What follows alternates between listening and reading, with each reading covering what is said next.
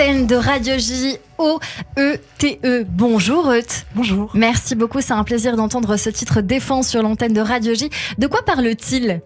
À vrai dire, je crois que je ne sais pas de quoi il parle. Non, je pense qu'on écrit des textes parce qu'à un moment, ils résonnent pour nous et qu'on en a besoin. Cette chanson, elle a 30 histoires, je crois. J'aime bien que chacun puisse lui donner la sienne. Se l'approprier, Exactement. bien évidemment. Votre univers, comment vous le définissez ? Parce que votre clip, il est complètement fou. Il est en noir et blanc. Vous dites que, dans le communiqué de presse, c'est un peu Dr Jekyll et Mr Hyde. Est-ce que c'est comme ça, vous, que vous le définissez, ce clip et cet univers que vous voulez offrir ? Je sais pas si je le définirais comme Dr Jekyll et Mr Hyde, mais je dirais que je fais comme de la variété alternative ou de la musique pour danser sérieusement en tout cas. Il y a ce côté bon côté du mauvais et aussi ce côté un peu négatif, un peu cette ombre entre noir et blanc que vous essayez dans une forme de transe de nous retranscrire dans ce clip. On a envie de tout savoir sur vous, Euth. Vous le savez, dans cette émission, on a pour habitude de faire un peu pitcher vos aspirations, votre univers, votre parcours. Vous avez maintenant 1 minute sur l'antenne de Radio J. C'est parti. Eh bien, je m'appelle Euth, j'ai 23 ans, je suis originaire de Picardie, la belle ville de Beauvais qui contient un aéroport et une cathédrale, et puis c'est à peu près tout. Et du coup, cela m'a permis de connaître une grande chose qui s'appelle l'ennui, et avec l'ennui, on fait des choses magnifiques qui sont créées. Alors, je crois que j'avais décidé de devenir chanteur à 5 ans, et puis j'essaie de poursuivre cette voie. J'ai commencé par le théâtre, et puis la danse, après le cirque. Et puis à 17 ans, je me suis lancée dans la musique en regardant des tutos sur YouTube pour apprendre la guitare. J'ai passé un concours d'éducateur spécialisé, puisque je pense qu'aider les autres, c'est aussi venir s'aider soi-même, et que c'était bénéfique à ce moment-là.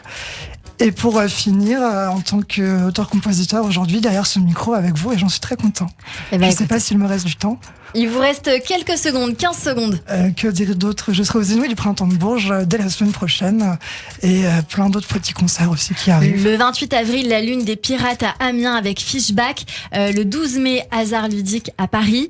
C'est bien ça. Et puis le 9 juillet avec Julien Doré au Festival Picard, c'est le 19 avec Feu Chatterton au Festival de la Côte d'Opale. Eh bien, écoutez, Julien Doré, c'est un artiste qui aime énormément aussi Charlotte Valandré. Parce que il fait partie des génies, je pense, de notre génération.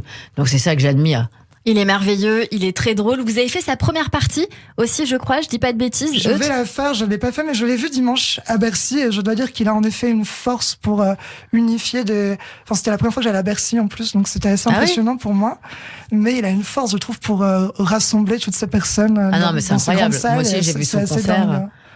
On va écouter un autre titre de vous, La tête pleine, tout de suite sur l'antenne de Radio J, pendant qu'on est en train de discuter un petit peu ensemble, l'occasion de découvrir votre univers. Corps contre corps, encore lancé, l'hiver sans froid, l'hier en joie meurt. Que restera-t-il quand tout sera fébrile? Que restera-t-il de nous?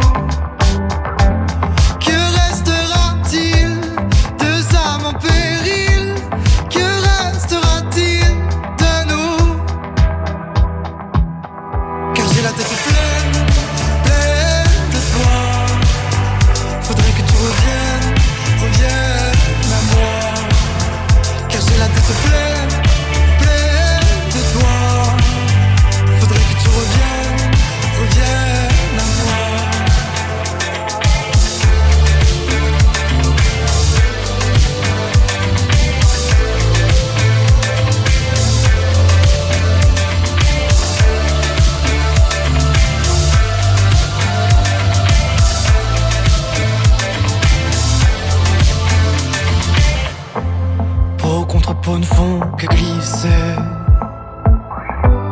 Peur à l'erreur de te blesser. Fautes et défauts sont dévoilés.